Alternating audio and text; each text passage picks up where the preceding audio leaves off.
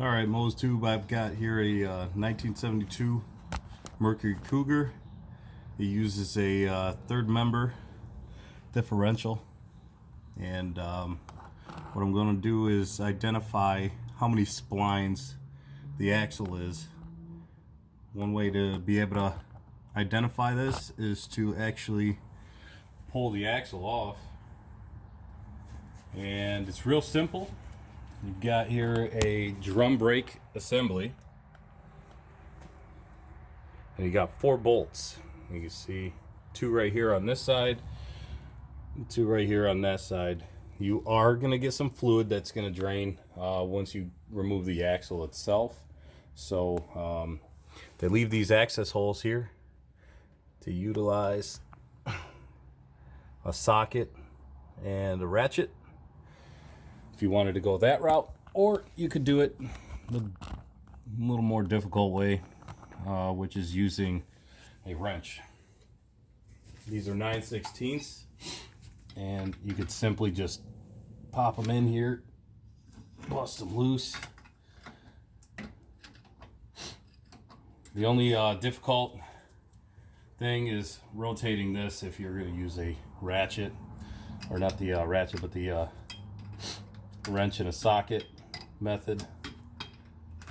It does go a little quicker. These bolts go straight through to the backside, so as you loosen them, you might see them wiggle, and the stud itself may push through if it's loose in its seat. So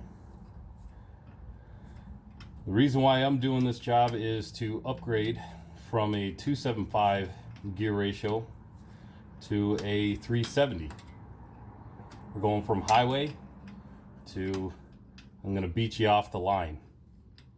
You're going to want to put a drain pan right directly underneath where you're working. So make sure you got your jack stands positioned correctly.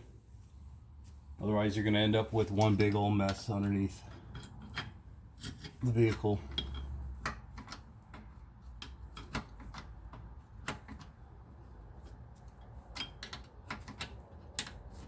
And while you're doing this and pulling out the axles, you're going to do one side to identify whether it's 28 or 31. In this scenario, this is a 1972 Mercury Cougar with a Ford 9-inch rear axle. So my 2 options, that 28 or 31 spline, and I just definitely want to have this thing jump.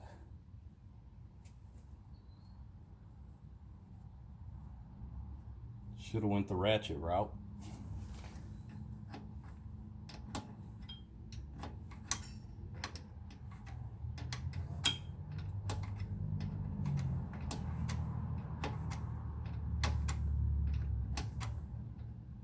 All in all, this is probably about a quick 5-10 minute job from jacking it up to pulling the axle out.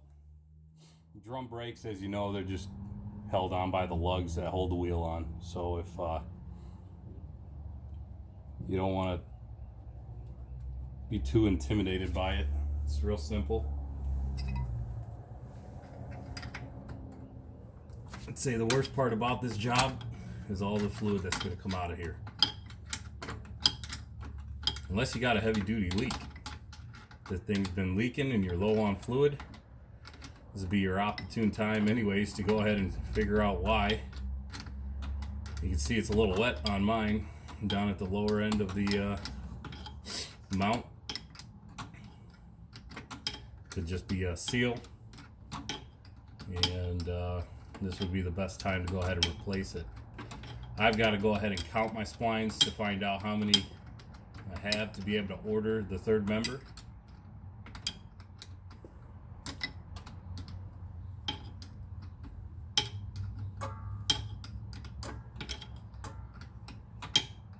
I'm using Speedway Motors as my vendor. I'm going to get my part through them because it's a fraction of the cost. When I went on to couple other websites. I'm not going to bash them, but they want it double. Even one of the ones that's local here in Detroit. So that's why I'm outsourcing. Speedway Motors will go ahead and build per request. So I'll have a complete unit ready to be bolted on. I'm not going the ring and pinion style, because if I go that route, it's going to be half the cost of the cost that it is to just purchase it outright, already built and ready to roll. So just slap your Permatex on, bolt it all back up, the job is done.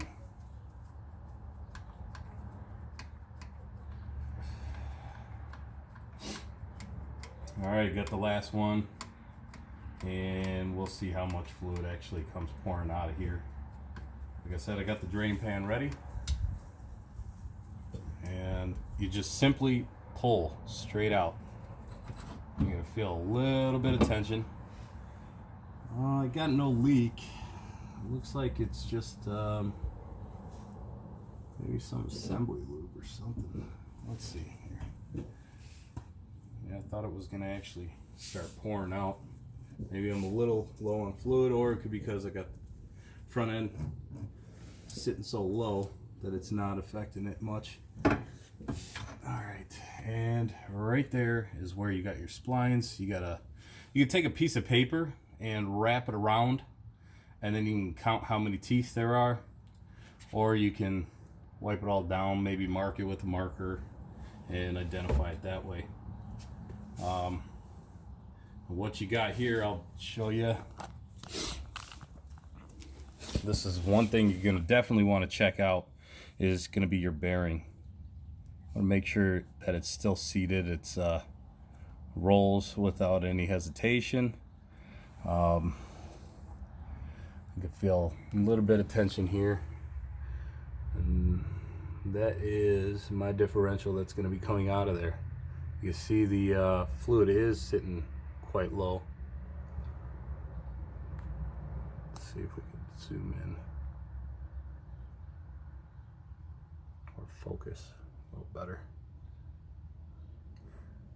For reassembly, you just want to go ahead and clean all the way around, and definitely on this end as well.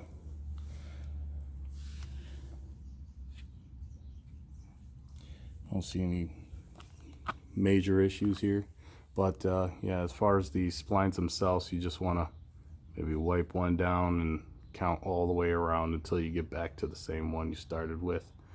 The one just before would be your end count. There's no stamps, nothing that would identify this being a 28 or 31, so you gotta count. Once again, this is Mo's Tooth. Thanks for watching. I'll definitely make a video of when I go ahead and replace that actual third member. It's pretty straightforward. There's just bolts going all the way around the yoke where the universal joint is connected to the drive shaft. It's going to be real easy, simple to go ahead and pull apart. You're going to want to definitely have a drain pan sitting underneath so you can collect any fluids that may be present. Thanks for watching.